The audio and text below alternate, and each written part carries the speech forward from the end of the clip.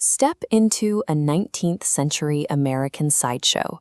You are shoulder to shoulder in a dimly lit tent, breathing in the thick scent of sawdust and sweat, waiting for the curtain to pull back on a human oddity. In 1886, thousands of people were paying to stare at a 12-year-old girl. She walked on her hands and feet, paraded next to a live camel so the crowd could compare her joints to the animals. To the public, she had no name, only the one the industry assigned her, the Camel Girl. Many spectators walked away with a souvenir of the performance, a pitch card featuring her portrait and a short description of her life. But the final sentence on this card doesn't sound like the circus pitchman. It reads, "I intend to quit the show business and go to school and fit myself for another occupation." In an era where sideshow acts were often seen as permanent victims of their biology, Ella Harper was already describing the circus as a temporary situation. While the world saw a spectacle, she was writing about her future. Her actual life began in 1870 in Sumner County, Tennessee. She was born to a farmer into a world of livestock and quiet rural labor. Doctors identified her condition as genu recurvatum, a rare congenital deformity that caused her knee joints to hyperextend backward. For Ella, walking on all fours wasn't just a performance, it was the most comfortable way to move. She was the only one of her 5 siblings to be born with the disability, a physical outlier in an otherwise typical farming family. At the time, the American freak show was evolving into a massive, organized commercial engine. Performers who could draw a crowd were no longer just local curiosities, they were becoming highly valuable assets in a booming entertainment market.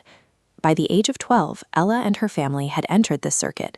They transformed her condition from a rural hardship into a marketable commodity, traveling from St. Louis to New Orleans to meet the public's growing obsession. This wasn't a retreat from her condition, it was a calculated entry into an economic machine that was prepared to pay for the privilege of staring. Her rise peaked when she caught the eye of W.H. Harris. His nickel-plate circus was an aggressive operation, and he was determined to feature the most diverse roster of human oddities in the country. The daily reality for Ella was one of intense public humiliation. She was utilized as a literal prop, forced onto a stage to be measured against a camel to prove how animal-like she truly was. This is the gap between a standard 1886 wage and Ella's contract. A typical laborer saw a few dollars a week, but Harris paid Ella $200. In modern terms, that's roughly $5,000 a week, an astronomical sum for a teenager. She stayed with Harris for exactly 1 year. When she maximized her earnings at the peak of her fame, she walked away, just as her pitch cards had promised. She had used one of the era's most exploitative industries to buy her own financial freedom. Ella returned home and traded the circus tent for a classroom, using her wealth to pursue the education she planned for. But her life after the circus was marked by a series of family tragedies. In 1890, her father died in a house fire, and 5 years later, she lost her brother, Willie. She eventually moved on, marrying Robert Savelli in 1905. He was a school teacher and a bookkeeper for a photography shop, a quiet, middle-class existence far removed from the nickel-plate circus.